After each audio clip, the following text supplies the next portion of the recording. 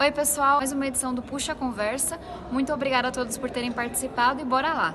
A Érica Marques Lour e a Camila Jarans, desculpem se eu li errado, mandaram pelos stories. Qual o caminho para as mulheres se candidatarem?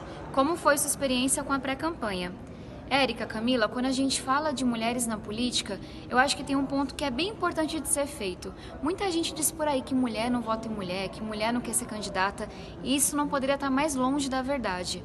A gente tem tão poucas mulheres na política porque a exclusão ela acontece em vários momentos. As meninas não se veem na política por falta de representatividade, as mulheres têm muita dificuldade ao entrar em partidos de conquistar espaço, de conseguirem ter financiamento, visibilidade. A vida como mandatária é extremamente difícil.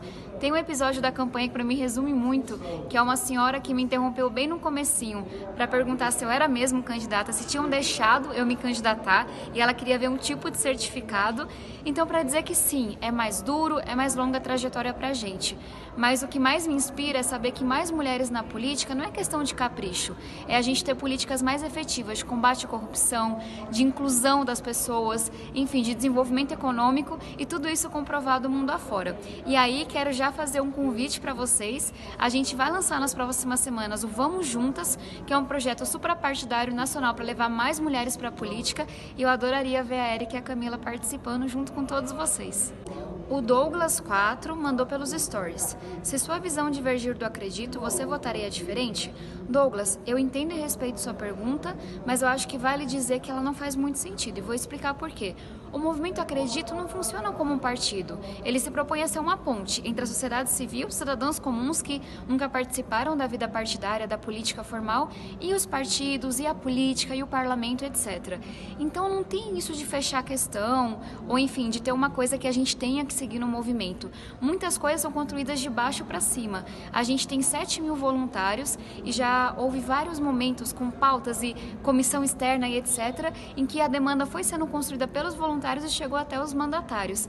E tem uma outra coisa também, quando a gente atua junto, eu falo do deputado Felipe Rigoni, do senador Alessandro, é porque a gente encontrou uma convergência. A gente concorda com aquilo, bora unir forças, bora trabalhar.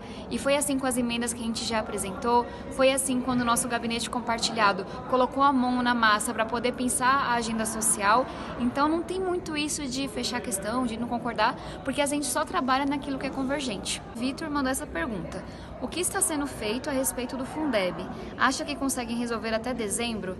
Vitor, tem uma coisa que é importante dizer, que eu tenho muita preocupação quando a gente fala do pacote econômico que a gente recebeu do ministro Paulo Guedes, porque ele renova o Fundeb até 2021.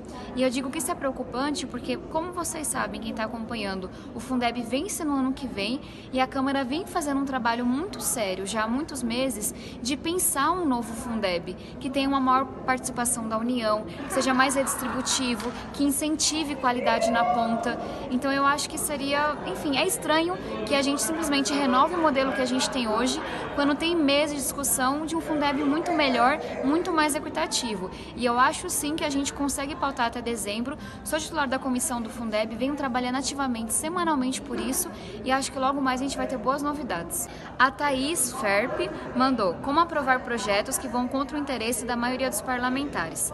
Thaís, essa é a dificuldade que a gente tem. A sensação que eu tenho é que dá para fazer muita coisa aqui na Câmara, mas tem algumas pautas que aí mexem com interesses pessoais, com interesses partidários, enfim, com financiamento, que elas não rodam, porque não é de interesse da maioria. Só que tem uma coisa que me inspira, que é quando a gente fala, por exemplo, do combate à corrupção. As 10 medidas contra a corrupção foram pautadas aqui no Congresso porque a sociedade se mobilizou, porque as pessoas entenderam que isso era muito importante e colocaram muita pressão.